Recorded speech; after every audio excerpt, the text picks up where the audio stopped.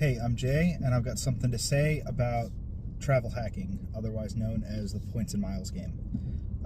So I'm just starting my travel journey, and what better way than to show you, than to talk to you while I'm traveling in the car. I'm on my way to work right now, so this is a good non-productive time that I can listen to podcasts or record videos. So I'm not going to teach you guys how to travel hack.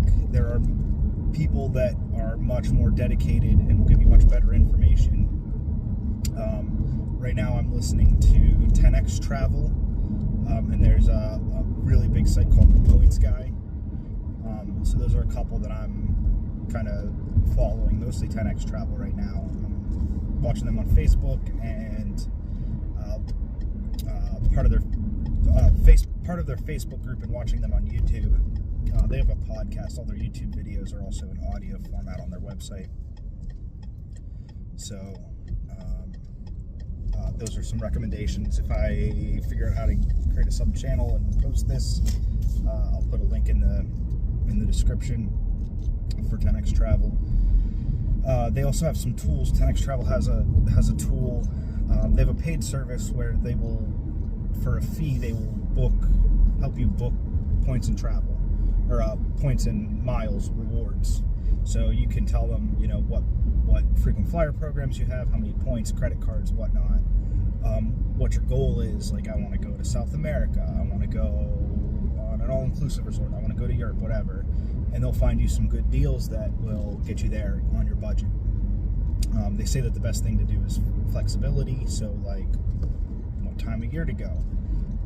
I'm already kind of aware of that, but just by looking at Disney, right? Like, if you go in the end of August, beginning of hurricane season, back to school season, that's the cheapest time to go to Disney World. Again, it's hurricane season, you might get caught in a hurricane, but it's the cheapest and the least crowded, so you have the least waits in line. If you go during, like, close to Halloween, close to Christmas, close to 4th of July, parks are going to be over, like, at capacity. You're not going to be able to move, kind of thing. So I'm already kind of aware of that. We're going to go to Disney in February, off-peak season. We looked at when the cheerleading and dance competitions are going to be, and we tried to get a week in between the cheerleading competitions so that we're not there at the same time. All that kind of stuff. Okay, so I've already started rambling. So points and miles, what is that? So you're all aware of frequent flyer mile programs, probably. You fly nothing but Delta, you earn Delta miles, and you can redeem those miles for free flights or free seat upgrades or, other perks. Mostly for free flights, except for the taxes. So the U.S. carriers booking domestically, you pay like $5.60 when you book with points. So what's happened over the years is those points have become devalued and deflated. You earn them slower, and you redeem. It costs more points to redeem for the same product. So unless you have a workplace that is paying for you to fly everywhere, like a consultant, and you are flying multiple times a week, it's not going to get you anything. So I did my last job. At the tail end of my last job, I was flying from Pittsburgh to Newark. I was staying in Newark for a week and coming back. So I earned like 70,000 United miles, because Newark's a United hub. So I ended up signing up for an American Airlines credit card, and we for our honeymoon, me and my wife, I booked first class from Pittsburgh to San Francisco. First class both ways, one way on American, one way on United, all on points. I think I had to buy $150 worth of points because I was short or something. But basically, first class across the country, 7 hours in the air, first class or business class, whatever. U.S. domestic doesn't really differentiate between those two. long haul international flights have more different versions of that. And honestly, half of the little puddle jumpers I'm taking in the US don't have a first class anyway. They have economy and premium economy, and premium economy for an extra 2 inches of legroom isn't worth the extra cost. I also, for United, I also had to take a trip to Malaysia and Singapore, so I had, like 20,000 frequent flyer miles on one work trip, kind of thing. So, like, that's the kind of job you have to have for earning miles by flying to do anything good. So the easiest way to earn points is with credit card sign-up bonuses. You sign up for an American Airlines Citibank card, you get 60 or 70,000 miles. You sign up for a Chase United Airlines card, you get 60 or 70,000 miles. That's enough for 4 to 5, maybe 6 domestic coach class flights. That's enough for 1 or 2 business class flights. You might see 130 points for business class international. So it really depends on where you're looking. Now, 130 points for a flight and a credit card sign-up bonus is only 60,000 points. So how are people affording that? Well, you have to stack ecosystems. So the theory is Chase has the hardest rule about you can't have more than 5 new credit cards from anybody in the past 2 years. So people starting out sign up for Chase, because if you sign up for other things, then you're locked out of Chase, and then you lose a whole ecosystem.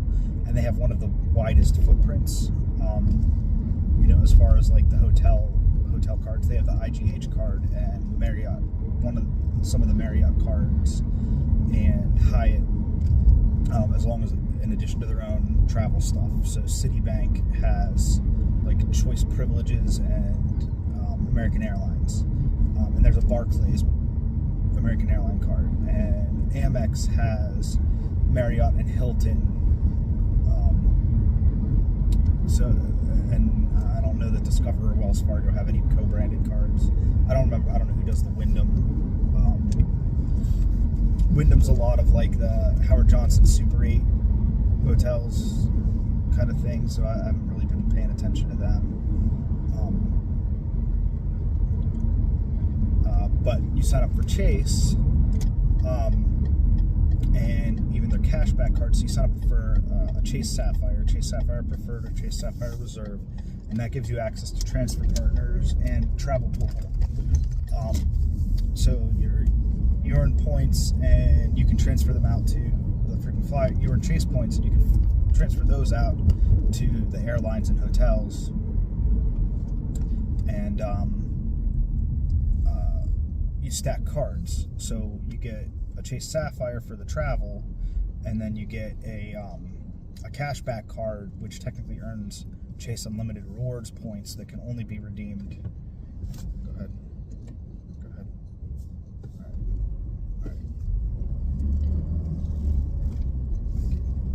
All right. Sorry, there's a trash can in front of me on the road. So you sign up for another cashback credit card that maybe gives you $300 cash back. Well, that's actually 30,000 unlimited rewards points. A point is a cent. So you sign up for multiple cards, and then you combine those points into, like, you move them from credit card to credit card, and then you combine them. Chase also lets you do a family share.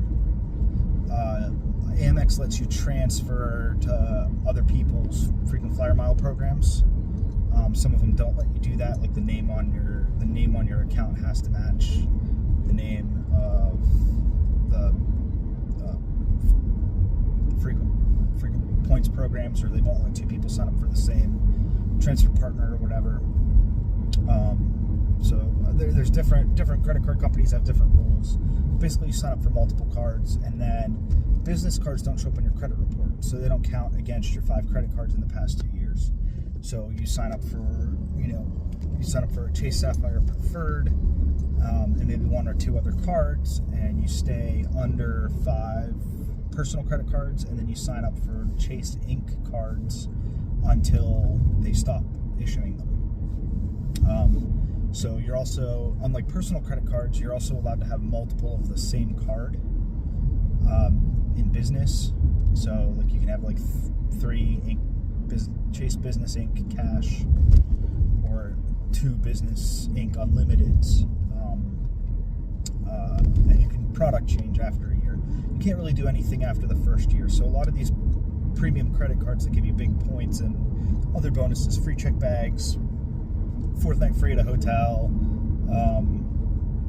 the ability to do the transfer partners, they all have like a $90 annual fee, $100 annual fee. So,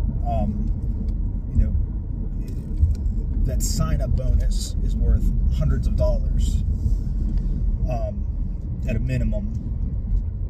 So, you're paying $90 to get $700. So if you're tight on cash, if you're living below paycheck to paycheck, like if you're trying to figure out how to pay your bills or whatever, this might not be the thing for you, because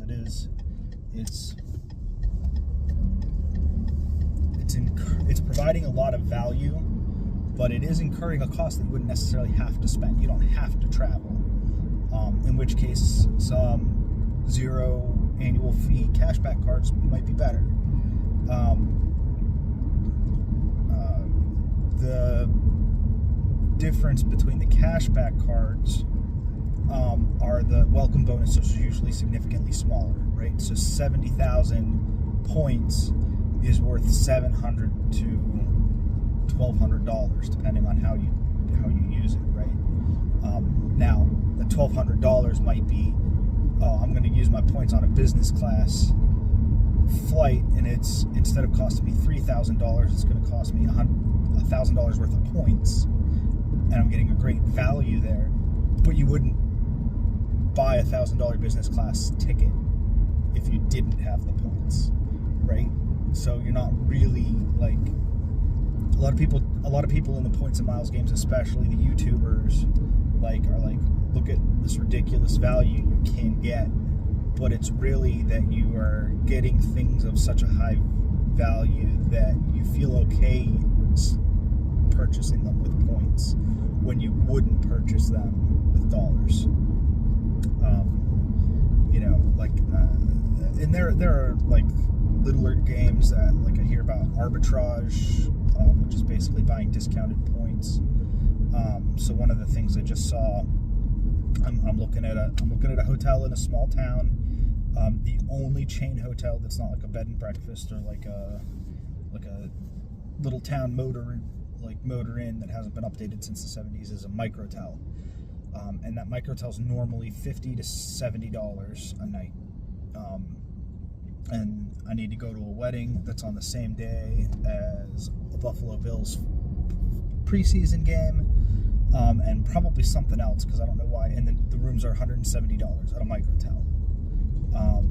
So, like, one of the little games I can play, I don't have transfer partners, but that $170 room is 15,000 points, which is, at worst case, is $150.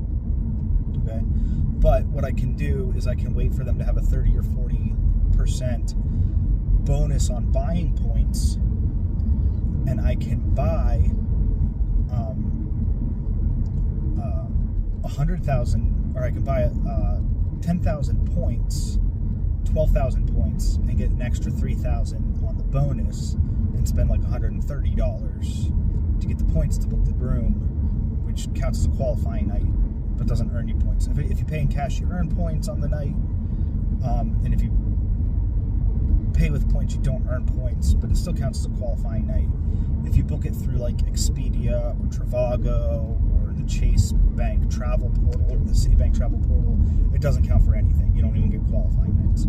So that's another reason why transferring points is better.